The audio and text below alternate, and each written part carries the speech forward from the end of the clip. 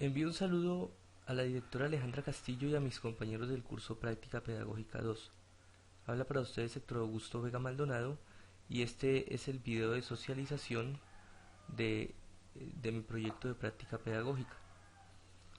Mi nombre es Héctor Augusto Vega Maldonado, mm, soy estudiante de licenciatura en matemáticas y en este semestre he tenido la grata experiencia de, de abordar el curso Práctica Pedagógica 2. Ha sido para mí una experiencia muy enriquecedora, puesto que he podido compartir con profesores del CINEP o Sistema Nacional de Educación Permanente, con estudiantes del CINEP y con varios profesionales involucrados en la parte de educación que me han enriquecido pues como persona y como profesional. Siento que ha sido una experiencia muy bonita. Eh, en mi experiencia de practicante he tenido la interacción con estudiantes de manera presencial, he tenido interacción con los estudiantes a través de Skype y también he tenido la interacción con la profe Alejandra Castillo, que está aquí en la primera foto, en la profe Jacqueline Pérez Vergara y el equipo de docentes del CINEP y estudiantes. Como podemos ver aquí estoy con el estudiante ciclo 5, Ever con el estudiante Jason Caro de ciclo 5 también, con quien pude compartir bastante, con un estudiante de ciclo 6, Jimmy, y aquí tengo unas imágenes pues, de formatos que he tenido que llenar allí en el sistema de educación permanente. Mm, Cuando inició el curso de práctica pedagógica 2, nosotros partimos de la comparación entre las pruebas PISA y las pruebas Saber. Mm, es importante esto porque es necesario contextualizarnos antes de la práctica in situ. Así teníamos que contextualizarnos acerca del panorama nacional e internacional en la educación. Y las pruebas Saber y las pruebas PISA nos arrojan una luz. Comparamos la estructura de las pruebas, los tipos de competencias, el concepto de competencia en cuanto al pensamiento matemático, los contextos que abordaban las pruebas y los retos que existen para cada una de ellas. Como sabemos, los productos humanos siempre tienen debilidades y fortalezas y en este caso no es la excepción. Sin embargo, el análisis de estas pruebas nos permite tener una visión clara de lo que se espera de un estudiante de bachillerato, por lo cual esto es válido. Bueno, después de analizar las pruebas PISA y Saber, pasamos a lo que son las unidades didácticas. En mi caso, yo tuve que interactuar con estudiantes de ciclo 5 y 6, por lo cual entonces tuve que crear unidades didácticas con respecto a trigonometría, estadística icónicas, análisis probabilístico y relaciones y funciones. A manera rápida les presento mm, la unidad didáctica de trigonometría. Esta unidad, pues, como todas, es bastante amable en cuanto a la presentación para los estudiantes, ¿sí? Mm, Abordamos temas sencillos de trigonometría como el teorema de Pitágoras, como las funciones trigonométricas, las razones trigonométricas, algunos problemas, ¿sí? De manera que el estudiante pueda utilizar este material como material de estudio, ¿sí? Allí en su casa, mediado por las tecnologías de la información y comunicación. Sabemos que la UNAD y el CINEP tienen como propósito que cualquier persona pueda superarse en la parte eh, de sus estudios tanto de bachillerato como de pregrado y utilizan las tecnologías de la información y comunicación como herramientas para generar aprendizaje autónomo, autodirigido y poder construir el estudiante su propio el conocimiento, pues construir conocimiento de manera autodirigida. Aquí tenemos la unidad didáctica correspondiente a geometría analítica. Yo esa unidad la hice más bien con videos, ¿sí? Y tenemos todo lo que son conceptos básicos de estadística, eh, lo que son variables cuantitativas, cualitativas, la presentación de la información, bueno, medidas de tendencia central, ¿sí? Esto está expuesto en YouTube. En cuanto a la gran idea 3, análisis probabilístico, Partimos desde lo que son eventos hasta este tema que son técnicas de conteo, como pueden ver. Presentar a los estudiantes un material eh, mm, sencillo de entender y que les permitiera pues crecer en la parte matemática y desarrollar unas competencias y pensamientos matemáticos. En el caso de funciones pues también se creó material sencillo, ¿sí? Que parte pues desde todo de relaciones, ¿sí? A funciones, empezando por función lineal, función cuadrática después, ¿sí? Antes de lineal, función constante, ¿no? Luego lineal, cuadrática, hasta llegar a la función logarítmica. Son temas muy sencillos, pero que se han expuesto pues a manera de presentación. Bueno, eh, después de las unidades didácticas que nos contextualizaron acerca de lo que se debe enseñar a los estudiantes, pasamos a la implementación, que fue la experiencia de la práctica in situ. En esta foto estoy con el estudiante Jason Caro, uno de los estudiantes de la muestra que seleccioné, y realmente para mí fue una experiencia muy enriquecedora. Compartí con estudiantes, con docentes, con directivos, con personas involucradas en el tema de la educación, y también compartí con los estudiantes en Skype. De forma virtual los asesoré, les ayudé pues en diferentes temáticas de trigonometría, eh, dado que ellos tenían que presentar el informe Teodolito, que es un informe que utiliza el aprendizaje basado en problemas.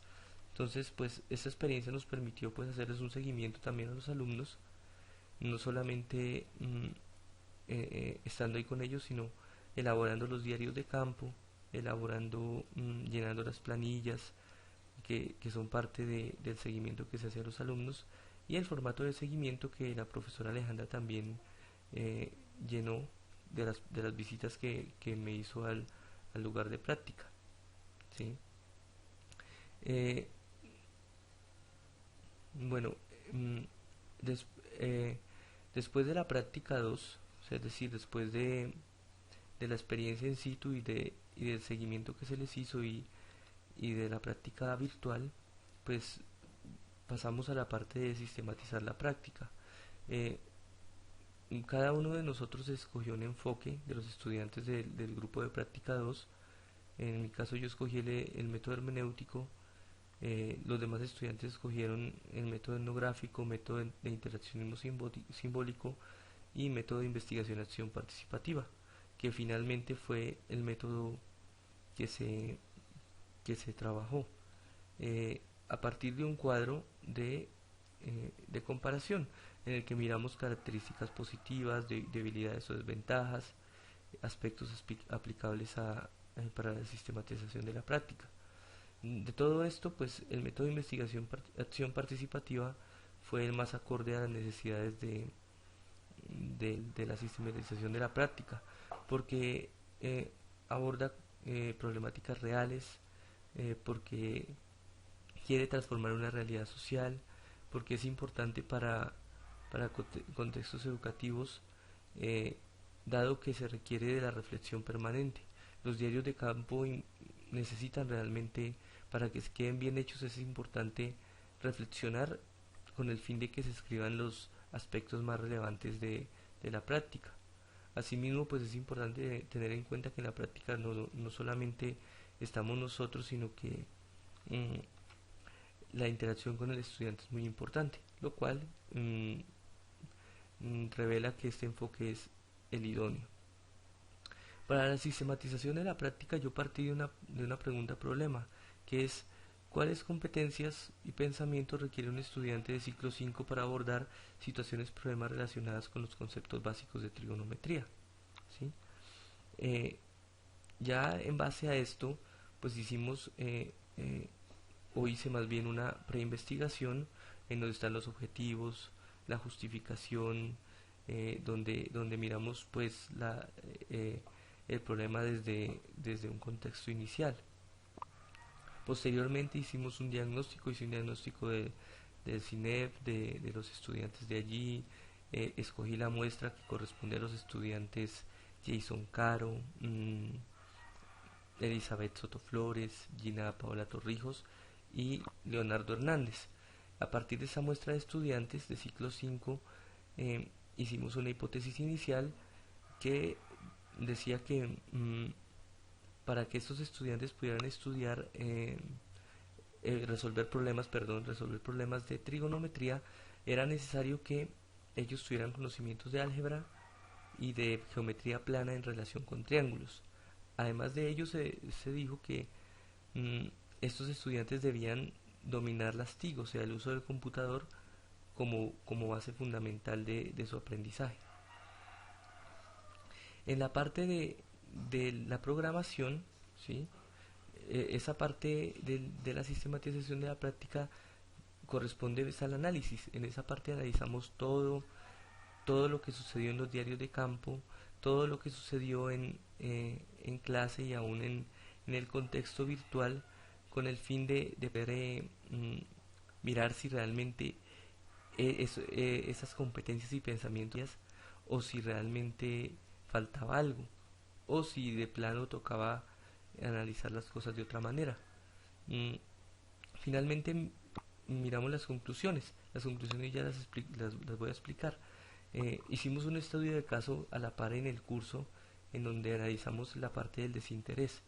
Así como hay desinterés en un alumno, puede existir, que en este caso no existió en la práctica, hay múltiples problemas que se pueden presentar en la práctica de diferente naturaleza, problemas de aprendizaje, problemas de disciplina, bueno, en muchas áreas en donde se requiere que el docente tenga la pericia pues para analizar y tomar medidas y actuar de la manera correcta, ¿no?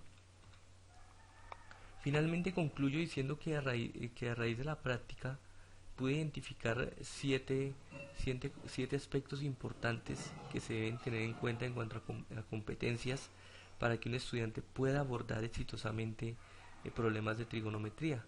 El primero es que sea competente en el uso de las TIC. Eso es básico para poder estudiar en el CINEP. El segundo es comprensión lectora. A los chicos no les gusta casi leer, pero es importante que ellos lean, puesto que de esta manera ellos aprenden. La lectura es muy importante en el aprendizaje de cualquier cosa, y en el caso de las matemáticas no es la excepción. El pensamiento espacial y sistemas geométricos es fundamental y se relaciona con la hipótesis, en donde decíamos que se requieren conocimientos de triángulos y de ángulos. En cuanto al pensamiento, en cuarto lugar tenemos el pensamiento variacional y sistemas algebraicos y analíticos. La parte de lo que es el álgebra, las ecuaciones, las incógnitas, las variables constantes, toda esta parte es fundamental para poder abordar trigonometría. La trigonometría tiene mucha álgebra. En el caso del pensamiento numérico y los sistemas numéricos, pues el estudiante debe manejar el sistema de los números reales y sus subconjuntos a la perfección y poder expresar los números de diferentes formas, sea como, un, como una fracción, con decimales, como un radical, ¿sí? En raíces, pues, de diferentes formas expresar un número. El pensamiento métrico y los sistemas métricos y de medidas es fundamental también, puesto que muchas veces en los problemas de trigonometría se presentan medidas en metros, kilómetros, bueno, centímetros, y muchas veces hay que hacer conversiones, entonces esta parte es fundamental. Finalmente, a raíz de la coevaluación entendimos que si bien el acompañamiento tutorial presencial no es una competencia, sí es un factor importante dentro de lo que es abordar los, los problemas de trigonometría, ¿sí? Estas siete cosas identificamos y vemos cómo se amplió el panorama a partir de la hipótesis. Finalmente quiero agradecer a la profesora Alejandra Castillo, quien eh, constantemente ha colaborado, me estaba ayudando, ha sido una profe que siempre ha estado ahí pendiente del curso, de asesorarnos, y le deseamos muchas bendiciones. Mm, Me despido agradeciéndoles por su atención prestada y les deseo muchos éxitos.